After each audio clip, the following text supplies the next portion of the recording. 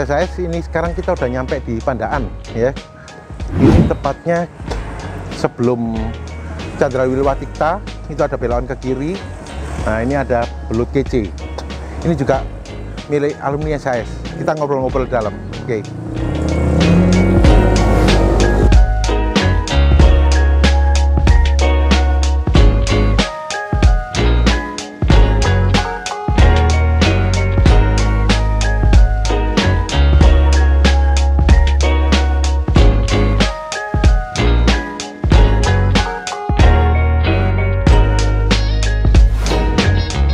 Baik, sahabat SAS, ini sekarang kita bersama alumni ya. Ini Mbak Titin Yulia ya. Ini alumni SAS tahun berapa, Mbak? 96 ya. Udah berapa tahun yang lalu ya? 24 tahun yang lalu. Iya benar, Mbak? Iya betul, waktu kampus masih di Beratang.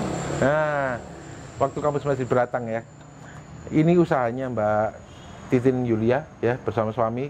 Terus ini di sini tempatnya namanya Belut Kece. Nah, ini belutnya ini, ya. Terus ceritanya itu gimana kok bisa sampai mendirikan usaha sendiri? Aslinya kan setelah keluar dari Elmi Hotel dulu, kita tuh mikirnya usaha yang bisa untuk meneruskan sampai jangka panjang. Nah.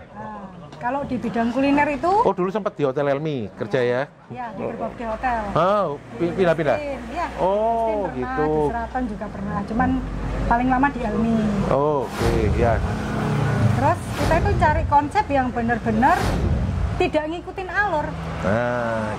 Supaya apa? Supaya bisa jangka panjang. Nah, ya. Akhirnya nemunya belut ini. Kenapa dinamakan belut kece? Ya karena belut kedai cempaka singkatannya. Oh gitu. Jadi belut kece. Namanya belut kece itu kedai cempaka keren gitu. Kaono kene tok. Gitu. Nah, sekarang untuk awal berdirinya ini kapan, Mbak? Kita sudah 13 tahun lebih ya. 13 tahun? Iya, betul. Dari tahun 2007 ke 2008 itu kita itu pertamanya Taman Dayu, food terasnya Ciputra, kita yang masuk. Oh gitu ya. Jadi kita sempat kelola Waterpark? Bukan, food terasnya. Food terasnya di depan? Pertamanya food teras itu kan berdiri 15 tahun yang lalu. Pihak Ciputra butuh EO untuk ngisi stand, untuk sewa stand, untuk promosi lah. Kebetulan kita bantu di situ. Jadi kita sekalian sewa standnya. Pada waktu pertama awal berdiri proyeknya Ciputra ya. Yeah. Terus habis itu sekira berkembangnya waktu sudah bisa ditinggal, saya buka di rumah sendiri. Dulu buka STMJ sama bakso bakar sama ronde yang memang khasnya Tretes kan. Yeah. Habis itu ada stand lagi satu di Meko Square, komplek pergudangan sama pabrik Meko Abadi. Tapi di sana berhubung Pujaseranya itu mungkin masih baru ya, manajemennya kan kurang promosi atau apa. Jadi yang kita di sana lakunya itu hanya yang online. Yang visit datang langsung jarang. Tidak seperti yang di sini kan pinggir jalan, langsung sekalian visit makan. Nah, terus dari dulu memang jualannya ini? Apa ganti-ganti ini? Enggak, dari dulu memang jualannya ini. Oh gitu ya? Kita juga bikin serundeng belut. Oh. Semua olahan belut kita bisa. Cuman yang untuk mindsetnya orang supaya bisa makan belut ya dibikin menu simpel seperti ini dulu. Oh, terus saya lihat di belakang juga ada kolamnya. Ya. Itu kolam apa itu? Belut juga? Enggak, kalau belut kan nggak bisa ditaruh kolam Pak, harus pakai kolam apa ya? Tambak? Seperti kolam, bukan, seperti akuarium. Kalau belut kan begitu, soalnya butuh sirkulasi air bersih kan. Kalau yang di belakang itu gurami, ada patin, ada juga. Oh gitu ya. Nila, yang paling sering nila, panen. Terus ini untuk penjualannya atau pemasarannya gimana? Penjualannya kita 3 metode. Satu gitu. kita buka. Jadi nggak cuma nunggu ke sini aja ya? Satu kita buka outlet, ya stand, supaya orang bisa beli langsung dan in tempat kami. Kedua, kerjasama dengan para pihak aplikator. GoFood, online ya? Ya, GoFood, GrabFood, NewFood. yang memang raksasanya aplikator sementara ini di Indonesia. Yang ketiga, kita juga memberdayakan kurir lokal. Jadi kurir lokal itu yang sistemnya offline. Jadi mereka mengiklankan kita via Instagram, via Facebook, kita juga sama-sama iklan. Jadi serempak pada hari itu juga, pada jam sama, kita mengiklankan. Jadi nanti dapat order dari kita, ya saya kasihkan kurir. Dapat order dari kurir, ya datangnya ke kita. Ini balik untuk ini, membantu pekerja-pekerja yang kena PHK masa COVID. Oh, oke. Nah, terus di sini saya lihat tadi ada catering, Mbak. Ya. Terima catering juga? Ya, betul. Kita udah kerjasama dengan berbagai rumah sakit. Dan jika sudah bekerjasama dengan ya, rumah sakit itu cuma satu syaratnya, jangan pakai MSG ya. Ini kalau ini semua? Nggak pakai MSG, silakan ada. monggo dicoba. Nggak pakai? Nggak pakai. Oh gitu ya, jadi makanan sehat bener ya? Pihak rumah sakit itu kalau order pertama kali ya, nggak akan bilang harus begini. Tetapi kita memang main base-nya masa itu nggak pakai MSG, kadang dilabkan Pak. Makanan yang diterima itu dilabkan dulu sama mereka. Nah itu ya, jadi ini tanpa MSG semua ya makanannya. Silakan. Oh luar biasa. Nah Mbak, kalau untuk mau pesan lewat online nih, kalau di apa itu GoFood ya? Apa namanya? Di GoFood itu kita cuman ini di Mama Kece Pandaan. Mama Kece, bukan Belut Kece namanya? Bukan, kalau GrabFood-nya baru Belut Kece Pandaan, NewFood-nya Belut Kece Pandaan. Oh gitu ya? Atau untuk pemesanan catering di bawah ini ada ya? Iya ada, di WA 0858 0720 7113. Ayo cepet order, tak diskon akeh. Untuk area Pandaan ya? Ya. Oh enggak Pak, kita juga melayani luar kota juga. Oh gitu? Ya. Kita bis-bis pariwisata juga bisa. Sudah kerjasama dengan 3 PO Bus. Undi Kencana, PO Basmala, sama PO Malino Putra. Oh ya. Nah terus pinginnya ke depannya ini gimana? Pengennya ke depannya itu kuliner Indonesia itu bisa go internasional. Karena yang saya pikir kenapa kuliner Indonesia itu sulit, karena ya itu ternyata hanya satu, faktor rempah-rempahnya itu tidak ada di luar negeri. Kita kan kesulitannya di situ toh ya. Padahal kita sama masakan India ya jelas enak kita toh yo.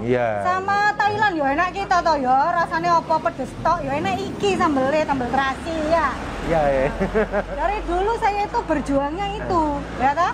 Nggak ada yang memfasilitasi itu. Ah itulah Pak, ya Pak. Betul. Kalau bukan kita sendiri siapa lagi ya? Kalau kita bukan kita sendiri siapa lagi? Nah itu untuk masakan Nusantara ya. Masakan Nusantara. Nah, terus Mbak kesan-kesannya atau selama waktu kuliah di SAS, kesan-kesannya gimana? SAS itu programnya simple. Untuk merekrut lulusan baru atau yang sudah menjadi pekerja untuk supaya bisa menambahkan skill.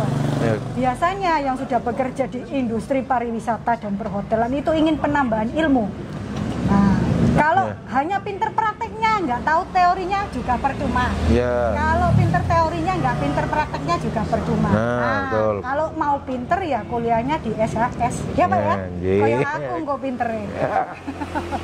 Ya itu ya. Terus kalau ada pesan-pesan nggak buat adik-adik yang sekarang kuliah di SAS atau yang mau masuk ke SAS? Yang mau masuk SAS nanti setelah lulus kalau nggak dapat kerja jangan putus asa. Usaha keras itu tidak akan membohongi hasil. Uang usaha itu cuma 2 kuncinya, nekat sama niat. Betul ya. Jadi berani ya, nekat itu berani ya. Iya. Tapi bukan berani yang negatif gitu ya. Betul. Berani tempur. Positif. Sudah punya teori, sudah punya prakteknya, ayo diaplikasikan ke dunia kerja. Dunia kerja itu nggak hanya hotel, nggak hanya hospitality, nggak hanya kapal pesiar. Nah, jadi ini loh real usahawan yang nggak kena imbas. COVID, ya semuanya kan di PHK toh Pak, bingung. Jadi nggak tergantung kerja ikut orang ya. Betul. Ya. Nah itu jadi itu kelebihan anak-anak SAS ya. Jadi nggak tergantung kerja ikut orang juga. Mereka bisa wirausaha ya. Betul itu. Kapanpun karena mereka punya keterampilan, mereka punya keahlian ya. Nah, untuk ada nggak mungkin apa ya, pesan untuk SAS? SAS saya kira jangan hanya ada di Surabaya, Malang gitu juga butuh SAS ya toh Pak? Loh iya toh, Jogja itu ya butuh SAS. Ayo, lek perlu Jakarta Emang pisan. sampai sekarang memang SAS nggak ada niatan untuk membuka cabang ya. Jadi kenapa? Karena kita mau fokus di kualitas ya. Kita nggak mau, karena visi misinya juga takutnya berbeda, nanti melenceng ya. Itu yang kita jaga, bagaimana kualitas SAS itu. Makanya kenapa siswa SAS itu datang dari seluruh Indonesia, ada dari Papua, dari Ambon, dari Medan dan sebagainya, seluruh Indonesia. Mereka memang datang kayak ke Surabaya, memang tujuannya untuk sekolah di SAS. Dan kita memang nggak buka cabang sampai sekarang ya. Banyak sekolah lain berpikiran bahwa mereka pasti ingin mengembangkan buka cabang, tapi SAS enggak. Dan banyak yang menawarkan SAS untuk franchise macam itu ya. Jadi buka cabang di mana? Iya. Tapi sampai sekarang juga kita nggak mau. Silakan. Jadi kita mau fokusnya tetap di Surabaya itu. Iya. Terus, Mbak, ini sambil ini saya cobain. Ya, saya cicip ya. Saya cicipin dulu. Ini sekarang coba pelutnya dulu. Oke. Saya tertarik kayaknya sambelnya ini seger. Sambal terasi Pak. Kelihatan seger.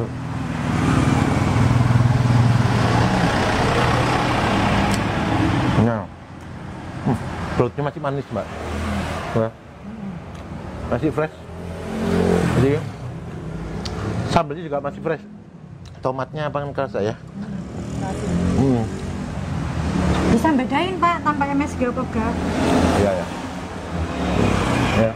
Itunya Pak, tahu telur Pak? Tahu telur. Kita cobain.